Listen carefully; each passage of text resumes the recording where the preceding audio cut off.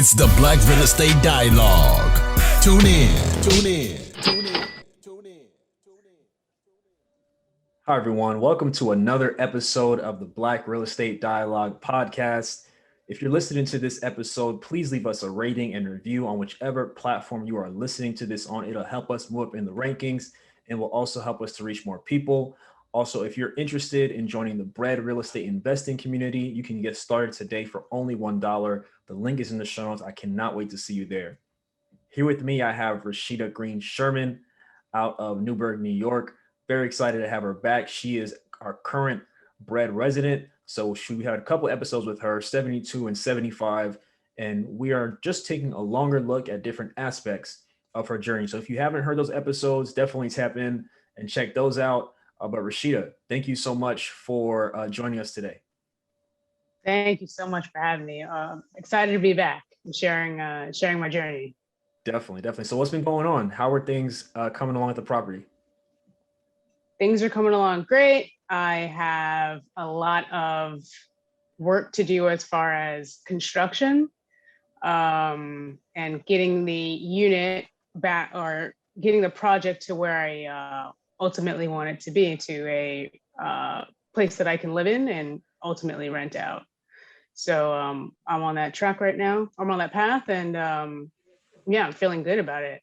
Everything's moving along pretty well, and I've learned a lot from the last month and a half, and so much has happened over the last month and a half to continue to move me forward and push me forward. So yeah, I mean, it's really exciting. Absolutely.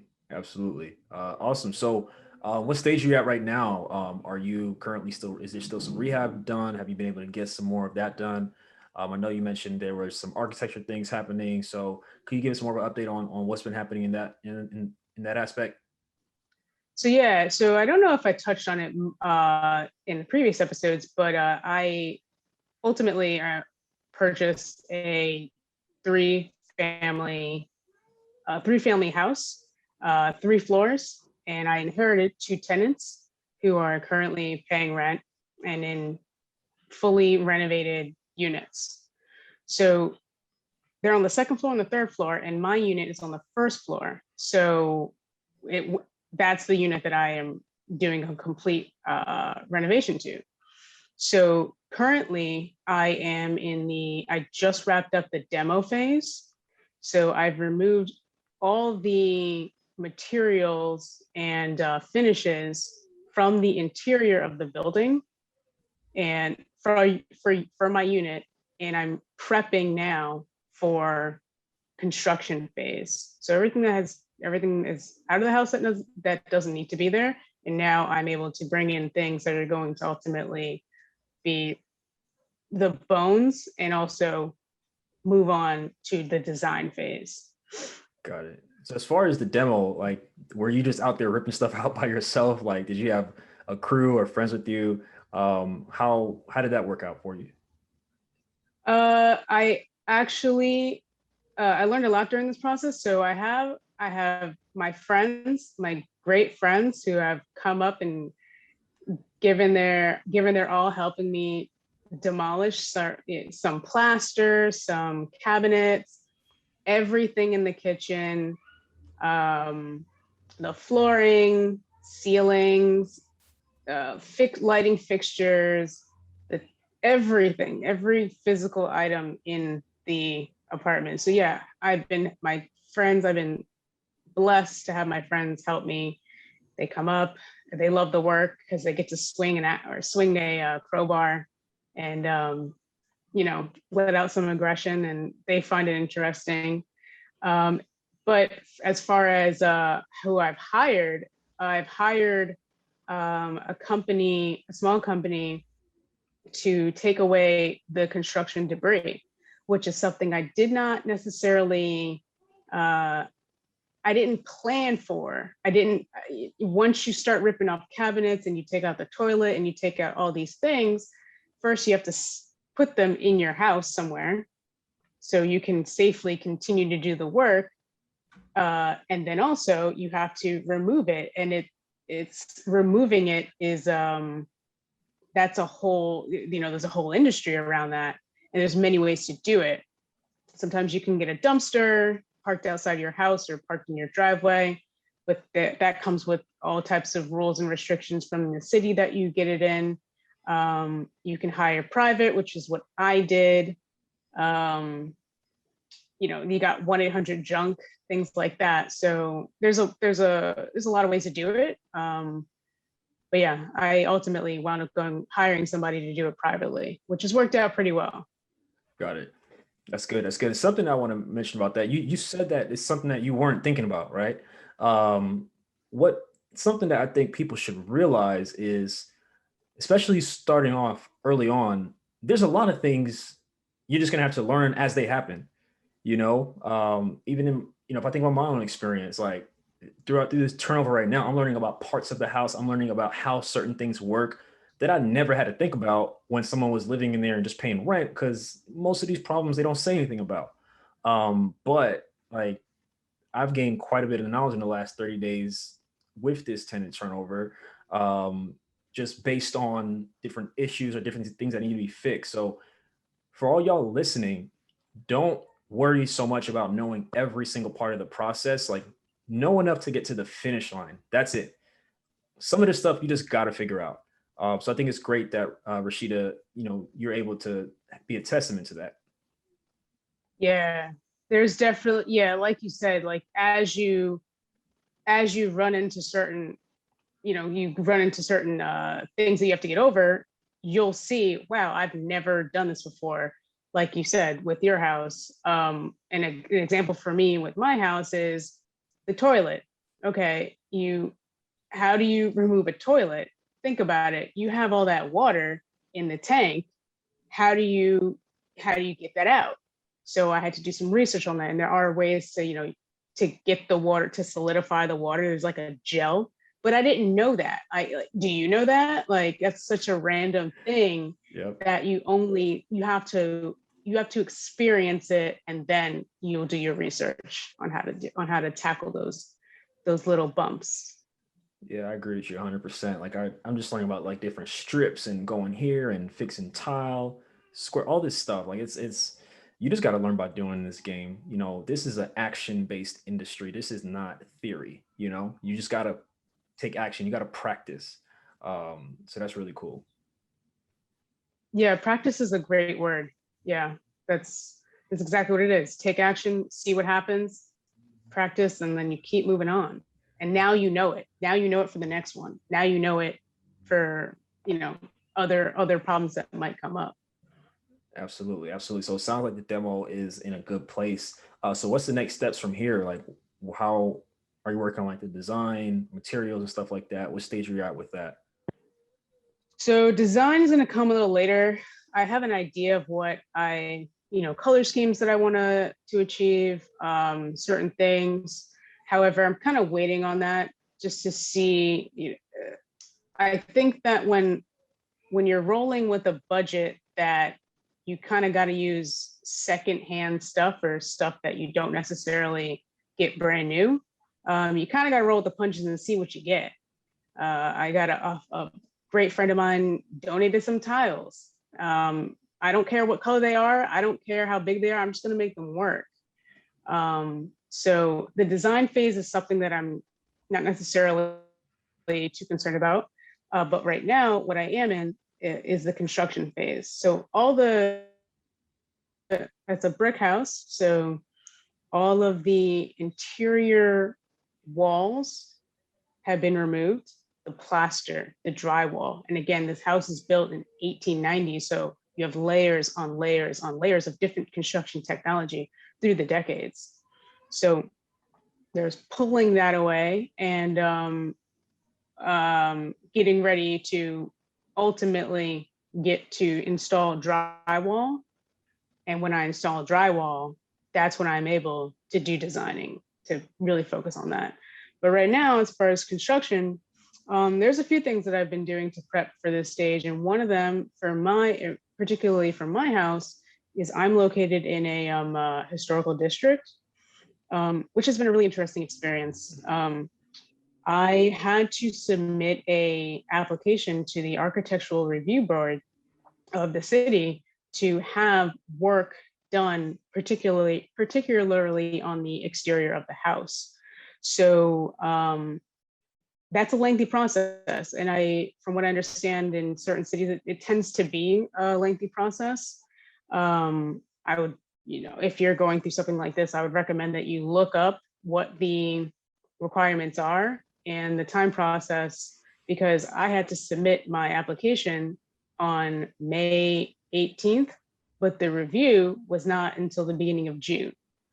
So you have to plan accordingly and keep that in mind, that it's that's a lengthy process. Would you So would you say that you mentioned that you're in a historical district? Would you mention that people who are looking to buy in historical districts, like during the process, like looking for houses, should they look into that kind of thing at the home search point? Like, do you have to get approvals to make changes, stuff like that? Would you recommend someone to do that? I would, if you don't plan on completely altering the exterior of your building. If you plan on adding, a wraparound porch or drastically changing the colors of the building, or changing the window style, anywhere from even the lights, anything on the exterior. Think of it, the shingles on the roof. If you don't plan on changing those things and keeping it how it is, keeping what's there and maybe enhancing it like I have, or renovating it, then yeah, I think that's for you. If not, if you have different goals, then you might want to think twice about purchasing anything in a historic district. Got it. Got it. And in historic districts, is the goal to preserve the community as far as like the way the homes look, and to not drastically modernize it? Like, do you have more context on that and what the purpose of? Because I mean, even driving here around LA, there's a ton of historic districts, especially like in South LA, and I mean in cities all over. So obviously, it's probably different from place to place. But I guess where you're at, is the purpose of it to kind of preserve the homes in their most original state? To preserve the houses in their original context, but being open to renovating. There's a difference between restoration and renovation. Restoration is restoring a structure back to its original likeness, exactly how it was. If they had old windows that went up and down and are used with a weight, that's what's going to be restored to that. However, small towns like this and small cities like this, they're not necessarily that strict, so they're more leaning towards renovation, where okay, you can get rid of those old windows and you can replace them with more modern windows, but those windows have to match the historical character of the house. You can't you can't drastically change certain styles on the exterior. Got So it. yeah. Got it. That makes a lot of sense. That makes a lot of sense. Yeah. So for those looking into historic districts, wanting to invest there, buy homes there, and so forth, make sure you understand all these things. Make sure you understand how it operates, because it's probably a little bit different than a neighborhood that doesn't have that particular designation. So thank you. Appreciate you sharing that. And something you mentioned before as well, getting secondhand stuff.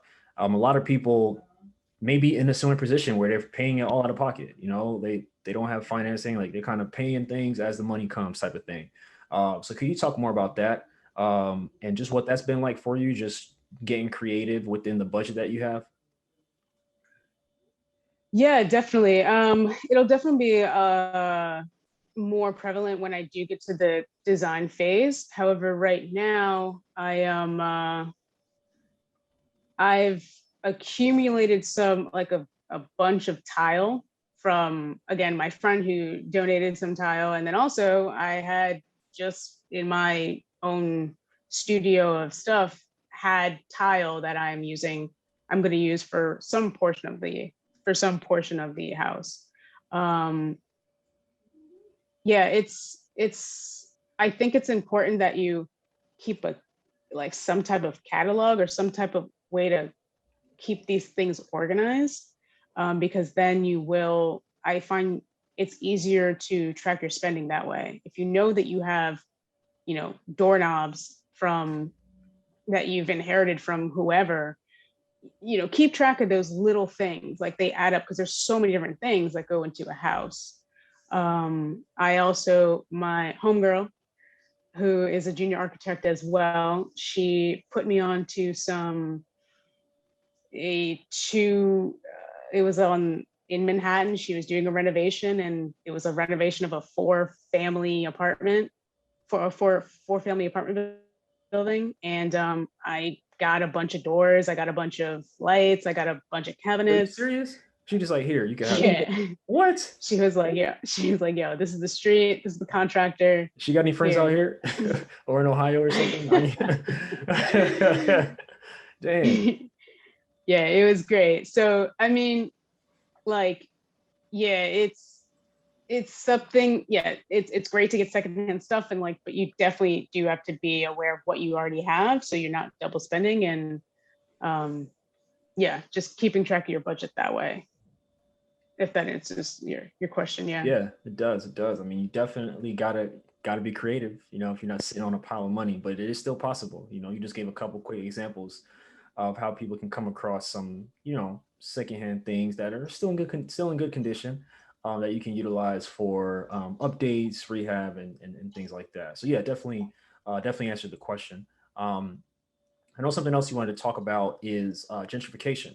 So we spoke about it previously, from the lens of just, someone who is from outside the community, as yourself, coming into the community and trying to be a part of it and not trying to like change it.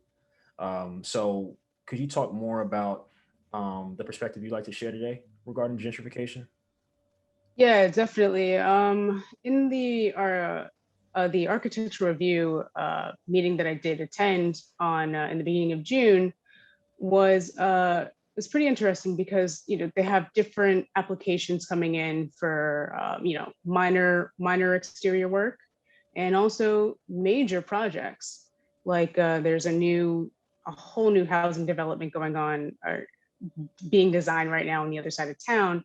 And it was interesting to see the perspective of the historians, the architectural historians, and their need to see exactly how that new building is going to fit in the space, in its context.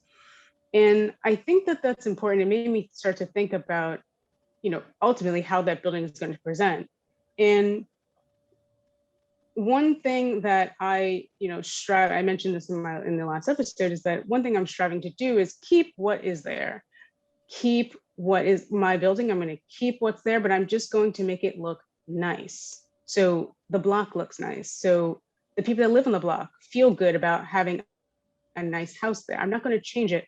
And as a junior architect, I think of gentrification in its physical form as is changing or completely altering the exterior of a structure, stripping it away from its known and familiar appearance, and dramatically changing it from what the current people that live in that space are familiar with. When you completely change the form of a building by saying, okay, it's a brick building, and we're just going to, paint it all black and, completely change it. So when somebody sees it, they're like, whoa, I've never seen that before. I think that says the people that own that place and the people that are designing, I think that says that what they had before was so unimportant and so unbeautiful and so ugly, that we need to completely come in here and change it completely. We need the old is only used for its bones and its structure, and we are going to put a nice wrapper on the outside that speaks to a different group of people, a different crowd, a different market. So I think that when you are considering what the outside of your property is going to look like, or what you're going for, I think that's important to keep in mind is how it will be perceived by the people that have always been there. Is it going to be something so different that they're just like, whoa, I've never seen this before, and it's very foreign, which in my opinion means the what was there before was just is it cannot be, it needs to be hidden away underneath something else that is more appealing. Are you looking for a community of like-minded individuals and access to experts in real estate? Yeah. Are you interested in real estate but need more support and guidance? You know who it is? The Black Real Estate Dialogue presents the Real Estate Investing Community. I'm back. No matter how much or how little real estate experience you have, we've created a community for you because your perspective is important. All right, tell me, what's the number one place where you can do Q&A with experienced guest speakers 3 times a month? How about unlimited access to past guest speakers' recordings? What about a private Slack channel to engage in daily discussion with everybody in the community to share resources and support each other? Head on over to gumroad.com/bread. That's gumroad.com/BRED. It's the Real Estate Investing Community presented by the Black Real Estate Dialogue. Come join us today. But yeah, again, it all depends on what spaces you're moving into, and the history of the town or the city.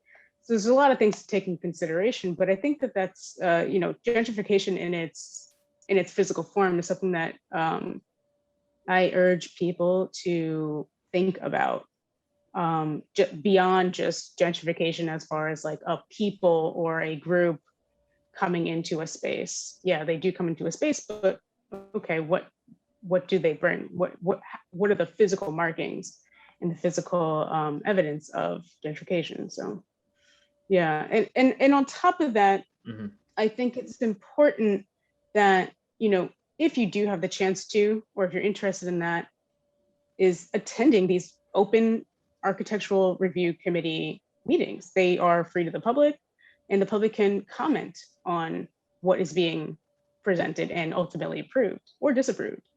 So those are the spaces that, if you are into or feel a need to, or interested in seeing what's going on in your city, in your town, have a say on what is ultimately approved in those spaces. So that is a way to, like, I wouldn't say combat gentrification, but just kind of challenge it and give your perspective and say, hey, that kind of looks like gentrification, or that's a gentrification. That's something that, you it's a space to voice your opinion. So yeah. So the meeting that you went to, did you observe like any people from the community, like speaking out against certain stuff? Like, what was that? Well, I guess, did you have that experience? Like, did you witness that at all? Or was it this one kind of more mild? This one was pretty mild. There was some disagreements, of course, between applicants and the historians. However, on a previous review that I went to for a friend of mine, they have a house in Hartford, Connecticut.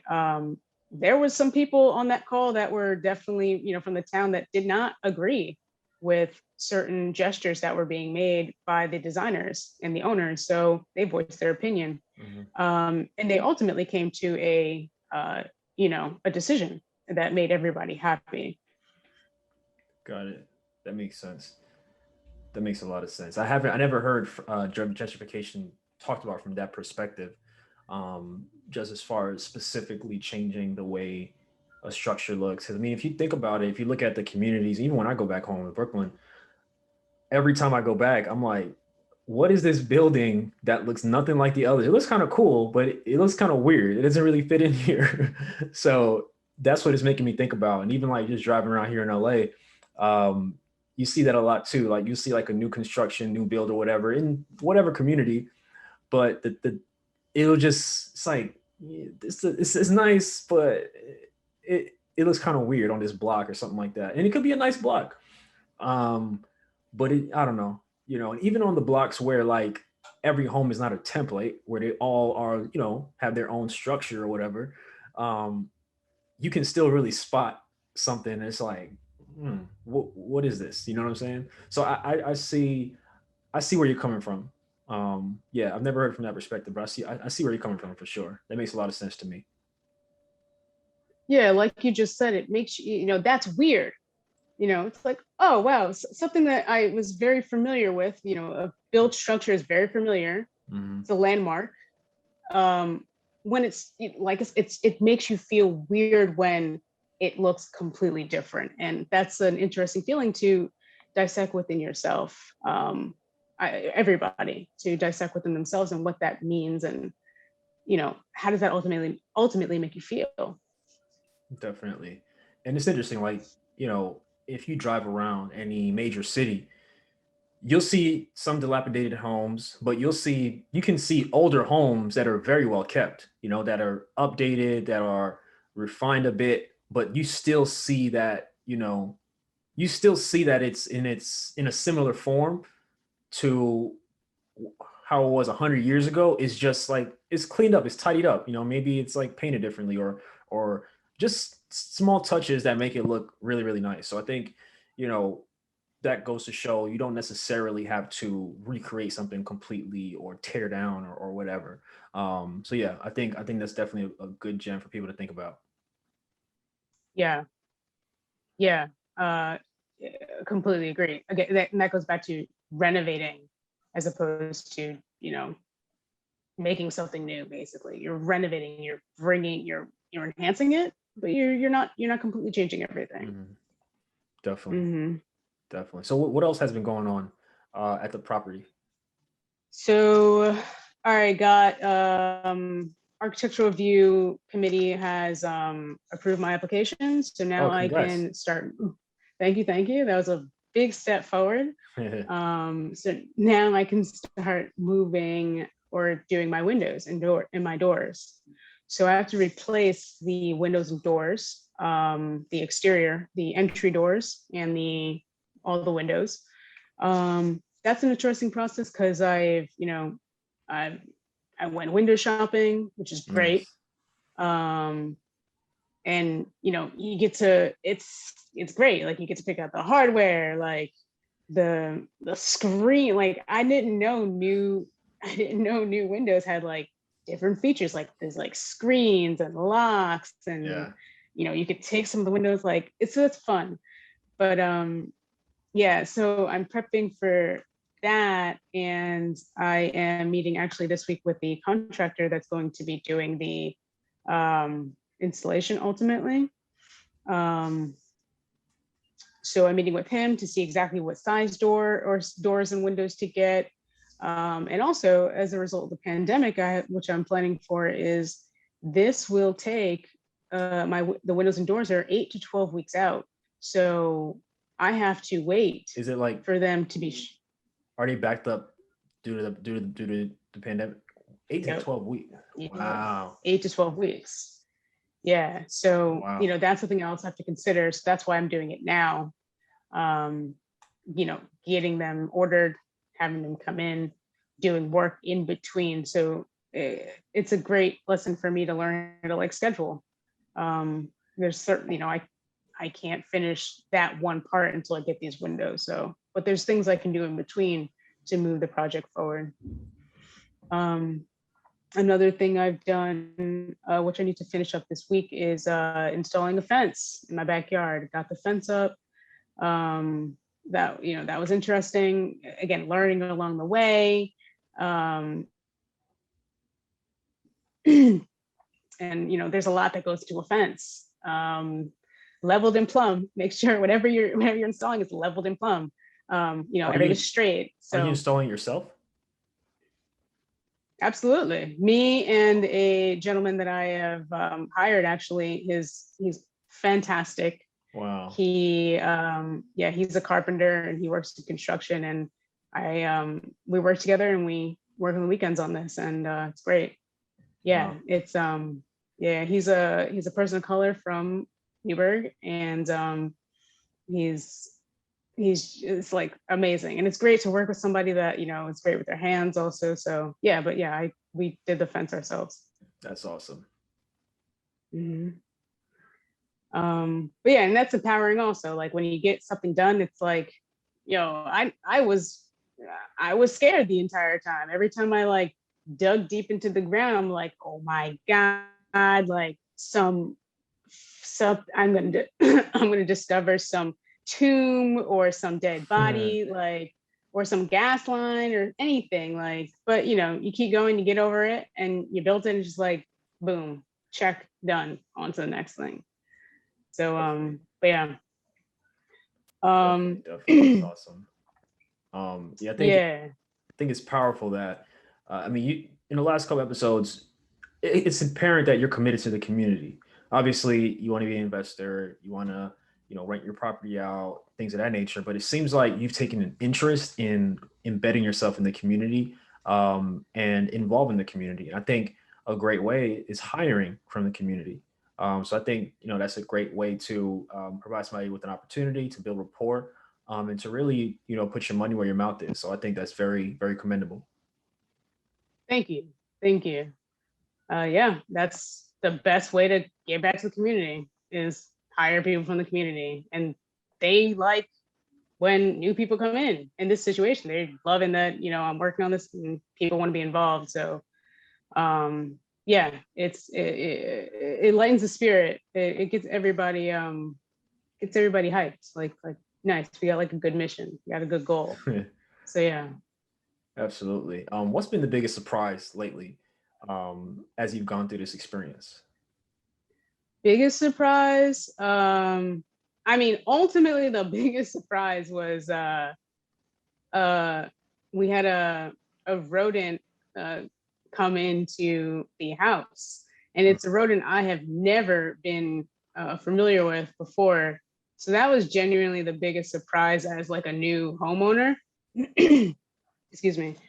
Yeah, it was a Friday night, and one of my tenants called me freaking out about a bat, like a physical bat. A bat, like a bat, Yeah, like a bat that be in like the caves, like a bat. How yeah, in the that world hangs did a upside bat down. find their way into? Wow. I don't know. I, I don't know, man. It just stresses me out just thinking about it. But I do think that it ultimately came in through a hole on the roof, which I have to eventually tackle. Um, but yeah, so a bat came in, and the bat was flying around in the tenant's apartment. They were freaking out. I wasn't there. So I was freaking out, but you know, I had to, you know, in that moment when he said that there's a bat in the house, I was like, you know, a million things went through my head, but I'm just like, at the end of the day, I'm just like, they depend on me to get this under control. So get it under control.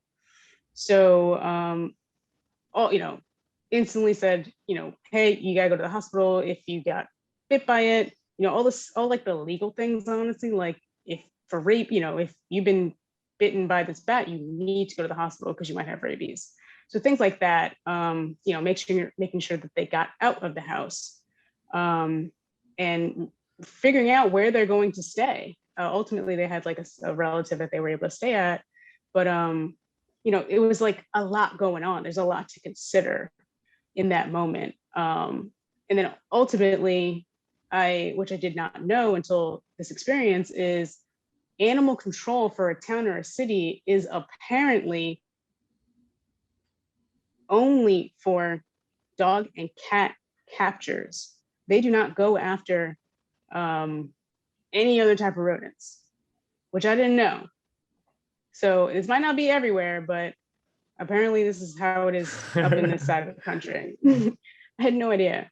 So that was shocking because they said, you know, I called the town animal control and they're like, you got to call somebody private. So I was like, that means I'm gonna have to spend some money. Again, I was shocked. Then, long story short, called a guy who came out. He was fantastic. I highly recommend him. He came out. He checked for the bat. The bat wasn't there. He didn't see a bat. And we kind of left it at that. The tenants came back. Then in a week where I had completely forgot about this, like, life went on. A week later, my upstairs tenants, they send me a video of one of the vents, and they had the audio on, and you can clearly hear there is a bat stuck in one of the ducts. What? And under the vent. Yeah. Yeah. So I was like freaking out, like, oh my God, this bat is back again. And, I ultimately told them, I said, hey, I can't speculate and say that is a bat, because the evidence that they gave me is, I don't know what is in there. I anticipated it was a bat. It sounded like a bat, but I, ultimately said, hey, it's potentially a bat. It could be a squirrel. It could be something else. Please call the guy that I had, the private animal control guy. He came back the next day. Oh, wait. So yeah, so the next day, so they went to sleep, whatever. The next day, get a call back from the first tenant, and he was like, yo, Rashidah, we got the bat. And they caught the bat on the back of a sticky pad in their kitchen. Yeah. That's so creepy. Yeah, yo. Oh, so goodness.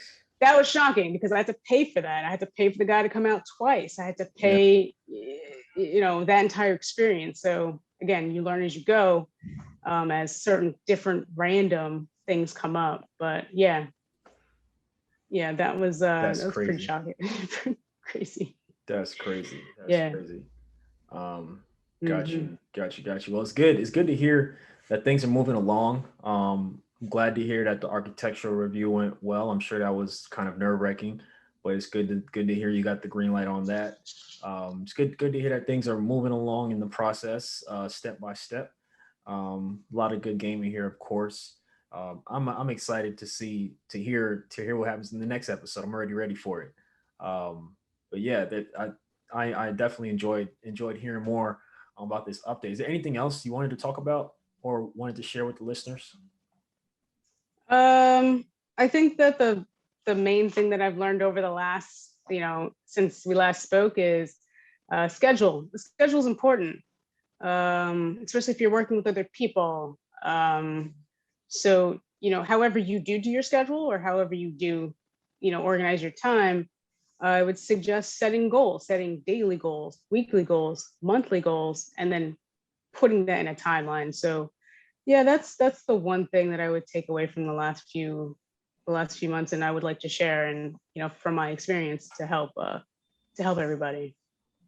Perfect. Appreciate you coming back on. Let the people know where they can find you, how they can reach out to you if they want to connect with you. Feel free to let them know. You can hit me up on Instagram, Rashidah GS, RASHIDAH GS, or on my email, which is RGSHERMAN9@gmail.com. Perfect, Rashidah. Thank you so much for coming on the show once again. Looking forward to the next round. Yes, Sam, thank you. Absolutely. Thank you so much, everyone, for listening to another episode of the Black Real Estate Dialogue podcast. As I mentioned before, please leave us a rating and review. It'll help us tremendously, help us move up in the rankings, and also help us to reach more people. If you're interested in joining the B.R.E.D real estate investing community, you can start for just $1 for your first week. If you're interested, check out the link in the show notes, or go to blackrealestatedialogue.com and you can find all the information there.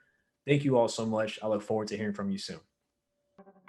Hi, everyone. Sam here from the Black Real Estate Dialogue. Make sure to hit that notification bell and that subscribe button, and to visit us at blackrealestatedialogue.com.